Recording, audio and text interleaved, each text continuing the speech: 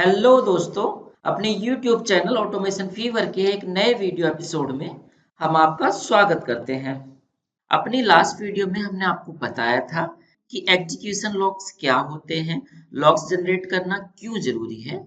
आज जो हमारी ये वीडियो होगी इसमें हम आपको सिखाएंगे कि लॉग्स जनरेट कैसे करते हैं। अगर आप सीधा इस वीडियो पर आए हैं तो हम आपको रिकमेंड करेंगे कि हमारी लास्ट वीडियो आप पहले देख लीजिएगा, उसका लिंक आपको ऊपर आई बटन पर मिल जाएगा। सो चलिए बिना कोई देरी किए आज की वीडियो हम स्टार्ट करते हैं।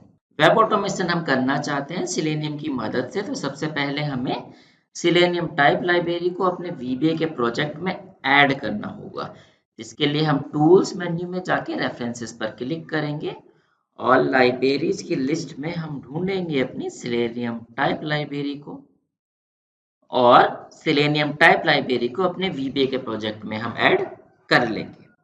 हम अपनी ऑटोमेशन के लिए आज क्रोम ब्राउजर का यूज करना चाहते हैं, तो उसके लिए हमें क्रोम ड्राइवर का एक ऑब्जेक्ट चाहिए होगा।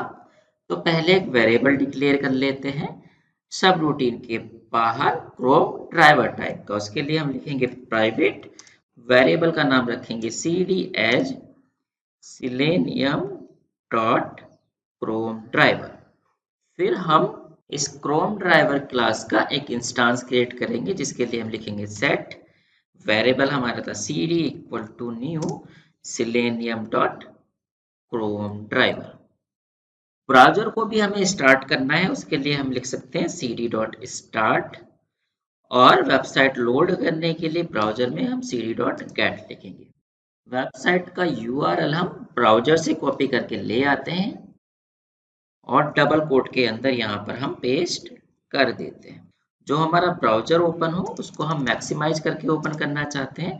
क्रोम ब्राउजर है तो उसके लिए हम लिख सकते हैं cd dot add argument double hyphen start maximized. अभी जो हमने कोड लिखा है इससे acmetest.uipath.com वाली वेबसाइट का लॉगिन पेज हमारे ब्राउजर में लोड हो जाएगा। उसके बाद हमारा नेक्स्ट स्टेप क्या होगा कि इस वेबसाइट को हमें लॉगिन करना है। तो ईमेल वाला जो फील्ड है इसमें हमें ईमेल आईडी एंटर करानी है और पासवर्ड वाले में पासवर्ड और उसके बाद लॉगिन बटन पर क्लिक कर देना है।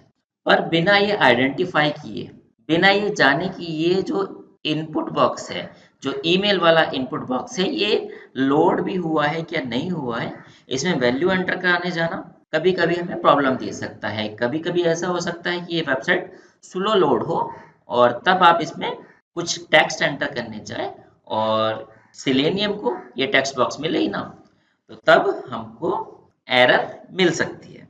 अब यहाँ पर इस सिचुएशन को हैंडल करने का आपका ये तरीका हो सकता है कि आप कहें कि चलो स्लो वेबसाइट लोड हो रही है तो मैं टाइम आउट बढ़ा दूंगा, जो पेज लोड का टाइम आउट है। पर मान लो वेबसाइट का सर्वर ही बैठा हुआ है तो वेबसाइट तो लोड होने से रही, आप कितना भी टाइम आउट बढ़ा दें। सो अगर देखा जाए पेज लोड का टाइम आउट बढ़ाना एक अच्छा ऑप्शन है, बट ये रिलायबल नहीं है। ये गारंटी आपको नहीं देगा कि इससे आपकी ऑटोमेशन कभी फेल नहीं होगी। सो जब भी आपकी ऑटोमेशन रन होगी, खासकर वेब ऑटोमेशन, तो एरर तो आ सकती है। एरर को आप रोक नहीं सकते, हाँ उसके लिए तैयारी कर सकते हैं और उसके लिए 3 स्टेप आप कर सकते हैं। पहला स्टेप आपका होगा कि अगर कोई भी एरर आए तो उसकी तैयारी करें, आप उसको हैंडल कर लें कि कोई भी रन टाइम एरर आए तो आपका कोड वहीं रुक कर खड़ा ना हो जाए, उस एक्सेप्शन को, उस एरर को हैंडल करें। दूसरा, जो भी एक्सेप्शन आ रही है नोन है या अननोन है, उसको लॉग फाइल में राइट कराएं, एक फाइल में राइट कराएं। और तीसरा, सबसे लास्ट में बिजनेस यूजर को नोटिफिकेशन भेज दे कि ये एरर आई है जिसकी वजह से ऑटोमेशन फेल हुई है। सो चलिए हम सीखते हैं कि इन तीनों स्टेप्स के लिए आप कोड कैसे लिख सकते हैं। सबसे पहला काम हमें क्या करना है, ईमेल वाले इस इनपुट बॉक्स में हमें वैल्यू एंटर करानी है। तो इस इनपुट बॉक्स का सेलेक्टर हमें चाहिए होगा, वो हम बना लेते हैं। उसके लिए हम कंट्रोल शिफ्ट आई की प्रेस करके डेवलपर टूल को ओपन करके इंडिकेटर से इस इनपुट बॉक्स को इंडिकेट कर देते हैं। और अगर हम देखें तो इस इनपुट बॉक्स की एक आईडी है और मोस्टली जो आईडी होती है वो यूनिक होती है। तो हम कंट्रोल F करके एक बार देखते हैं कि ये यूनिक है क्या नहीं है। तो ये 3 दिखा रहा है, पर अगर हमें चेक करना है सिर्फ आईडी के लिए तो हम इसके आगे हैश लगा के चेक करें तो 1 ऑफ 1 दिखा रहा है, मतलब आईडी यूनिक है। ये आईडी हम यूज कर सकते हैं। अब सबसे पहले हम क्या करते हैं, इस इनपुट बॉक्स में वैल्यू एंटर कराते हैं ईमेल आईडी। इसके लिए हम लिखेंगे cd क्रोम ड्राइवर का इंस्टांस डॉट फाइंड करेंगे उस एलिमेंट को find by ID method function का यूज करके, और इसमें हम अपनी आईडी पास करके डॉट लिखेंगे और सेंड कीज में जो भी यूजर नेम हमें पास करना है वो यहाँ पर हम दे देंगे। यूजर नेम हमने एक नोटपैड की फाइल में लिख कर रखा हुआ है, वहां से कॉपी करके लाते हैं और यहाँ पर हम डबल कोट के अंदर इसको डाल देते हैं। अभी हमने ये जो ईमेल वाला इनपुट बॉक्स है इसमें डायरेक्टली वैल्यू पास करा दी है, पर हमारा पहला स्टेप जो था वो पहले आइडेंटिफाई कराना था कि ये जो इनपुट बॉक्स है ये लोड हुआ है, तभी हमें इसमें वैल्यू एंटर करानी है। तो उसके लिए हमें सेलेनियम का एक मेथड मिलता है जिससे हम चेक कर सकते हैं कि जिस एलिमेंट में हम वैल्यू एंटर करने जा रहे हैं या कोई भी ऑपरेशन करने जा रहे हैं वो लोड हो चुका है कि नहीं। उसके लिए हम क्रोम ड्राइवर क्लास का is element present method use कर सकते हैं, जिसमें हम उस एलिमेंट को दे देंगे जिसको हम चेक करना चाहते हैं कि वो वेबसाइट पर लोड भी हुआ है क्या नहीं। और यहाँ पर आप देखो तो एलिमेंट को फाइंड करने के लिए हमें बाय क्लास का यूज करना होगा। तो सबसे पहले हम क्या करते हैं, बाय क्लास का एक वेरिएबल डिक्लेयर करते हैं। उसके लिए हम लिखते हैं डिम, वेरिएबल का नाम हम बाय ही रख लेते हैं और एज लिखकर हम लिख देते हैं सेलेनियम डॉट बाय। इसके बाद इस बाय क्लास का एक इंस्टांस हमें चाहिए होगा, उसके लिए हम set by equal to new selenium dot by लिख देंगे। अब जो हमारा इज एलिमेंट प्रेजेंट है इसके अंदर हमें क्या देना है, हमें लिखना है बाय डॉट एलिमेंट किससे हमें फाइंड कराना है, जैसे कि हमारे पास अभी आईडी है तो जितने भी मेथड हमें फाइंड बाय एलिमेंट करके मिलते हैं तो यहाँ पर वो सारे मिल जाएंगे। बाय डॉट हम यहाँ पर आईडी दे देंगे और आईडी है हमारी ईमेल, यहाँ पर हम ईमेल दे देंगे और इसको बंद कर देंगे।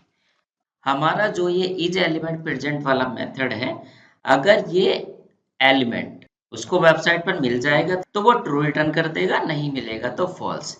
तो हम क्या कर सकते हैं, अगर इज एलिमेंट प्रेजेंट हमको ट्रू या फॉल्स दे रहा है तो हम यहाँ पर इफ लगा सकते हैं कि इफ अगर एलिमेंट प्रेजेंट है तो उसमें जाके ये ईमेल आईडी एंटर कर दे।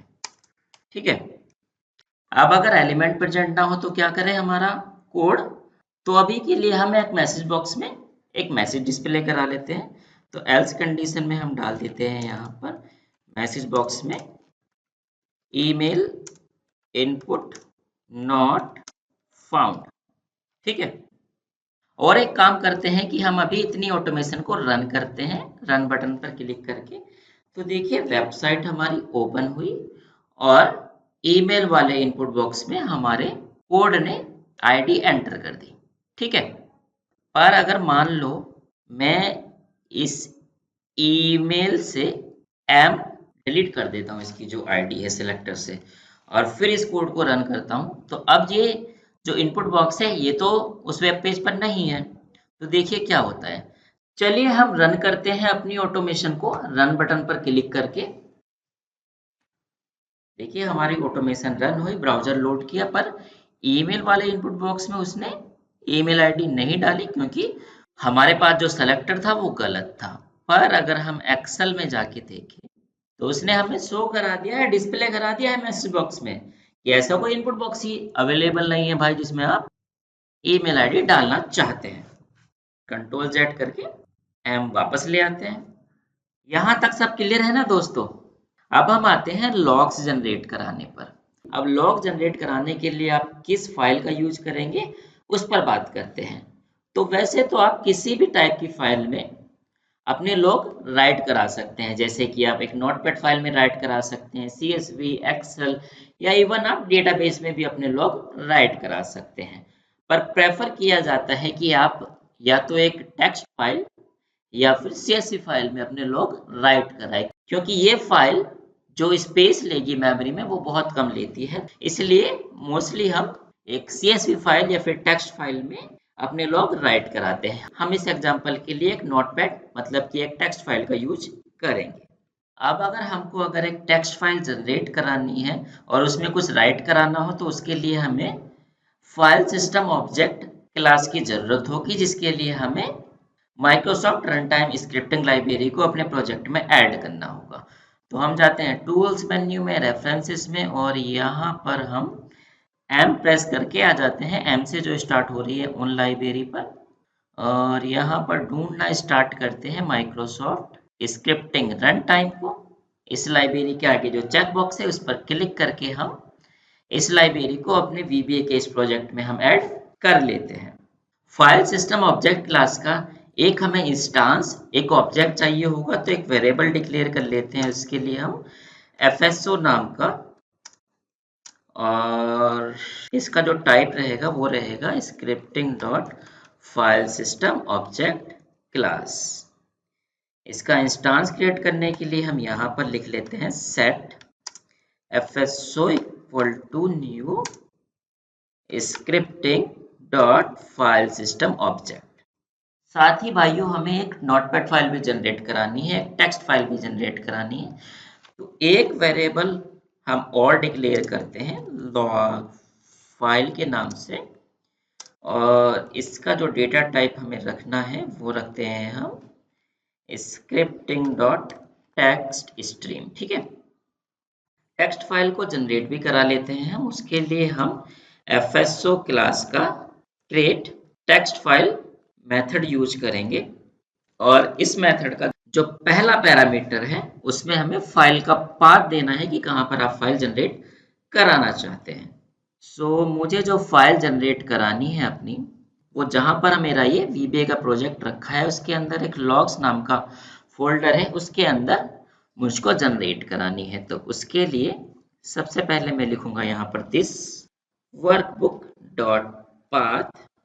दिस वर्कबुक डॉट पाथ से मुझे अपने करंट फोल्डर का पाथ मिल जाएगा। करंट फोल्डर के अंदर एक लॉग्स नाम का फोल्डर है, इसके अंदर मुझे एग्जीक्यूशन लॉग्स करके एक फाइल जनरेट करानी है। तो फाइल का नाम मैं रख देता हूँ एग्जीक्यूशन लॉग्स, और वो जो लॉग फाइल होगी उसमें मैं डेट और टाइम भी उसके नेम में ऐड कराना चाहता हूँ। तो उसके लिए मुझे इसको कंकैटिनेट करना होगा VBA डॉट फॉर्मेट मेथड से, और फॉर्मेट मेथड का जो एक्सप्रेशन है वहां पर मैं दे दूंगा यहाँ पर VBA डॉट नाउ, इससे मुझे अभी का टाइम मिल जाएगा। और इस टाइम को मैं फॉर्मेट कैसे करा लेता हूँ, DD underscore MM underscore YYY, इसके साथ मुझे टाइम भी चाहिए तो इसके लिए HHMMSS, मतलब मुझे आवर, मिनट और सेकंड तीनों चाहिए। और सबसे लास्ट में मुझे जो फाइल सेव करानी है वो टेक्स्ट फाइल सेव करानी है, तो इसके लिए मैं एक्सटेंशन दे दूंगा .txt। ठीक है दोस्तों, अब अगर मैं क्रिएट टेक्स्ट फाइल मेथड पर जाके कंट्रोल I की प्रेस करूं तो इसकी जो हमें हेल्प है, इंटेलिजेंस जो हमको शो होती है वो शो हो जाएगी। तो अगर सबसे लास्ट में आप देखो तो ये मेथड एक टेक्स्ट स्ट्रीम का ऑब्जेक्ट या इंस्टांस रिटर्न कर रहा है, और टेक्स्ट स्ट्रीम टाइप का हमने वेरिएबल एक डिक्लेयर किया ही था लॉग फाइल नाम से। तो इस वेरिएबल में हम इस फाइल के इंस्टांस को, ऑब्जेक्ट को होल्ड करा लेते हैं, स्टोर करा लेते हैं। इसके लिए हम लिख सकते हैं set log file equal to, और क्योंकि जो हमारा कोड है ये लाइन बहुत आगे तक जा रही है तो हम यहाँ पर एक अंडरस्कोर लगा के न्यू लाइन में इसको ले आते हैं। ठीक है, ये वीडियो लेक्चर हमारा थोड़ा लंबा हो चुका है, तो हम क्या काम करते हैं, लॉग फाइल में थोड़ा सा टेक्स्ट मैसेज आज आपको लिखना सिखाते हैं, और बाकी बचा हुआ जो पार्ट है, जो मैं उम्मीद कर रहा था कि आज ही कवर हो जाएगा पर नहीं हो पा रहा है, तो हम इसका बाकी बचा हुआ जो पार्ट है वो हम नेक्स्ट वीडियो में कवर करेंगे। पर हाँ, आज हम क्या करते हैं, अपनी लॉग फाइल को जनरेट करना और एक छोटा सा उसमें लॉग लिखना आपको हम आज ही सिखा देते हैं। अगर हम एक नोटपैड फाइल में, एक टेक्स्ट फाइल में कुछ लिखना चाहते हैं तो टेक्स्ट स्ट्रीम क्लास का हमें राइट लाइन मेथड मिलता है, उसको यूज कर सकते हैं। तो चलिए यूज करते हैं। हम लिखते हैं यहाँ पर log file dot write line।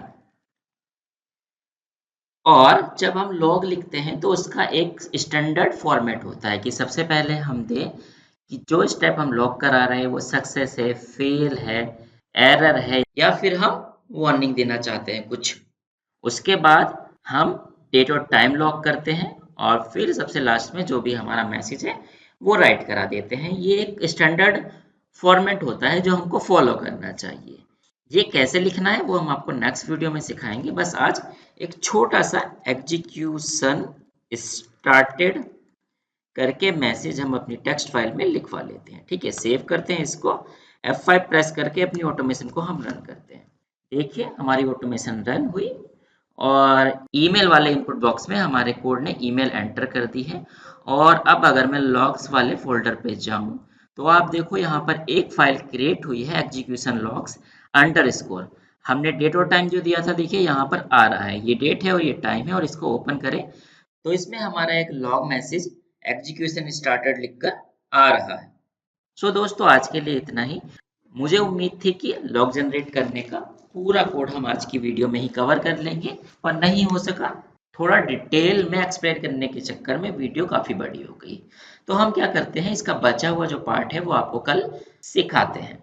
सो दोस्तों इसी के साथ अब इजाज़त दीजिए। अगर ये वीडियो आपको अच्छी लगे तो इसको लाइक ज़रूर कीजिए, और अगर अभी तक आपने हमारा चैनल सब्सक्राइब नहीं किया है तो प्लीज़ सब्सक्राइब जरूर कर लीजिएगा। मिलते हैं नेक्स्ट वीडियो लेक्चर में। बाय।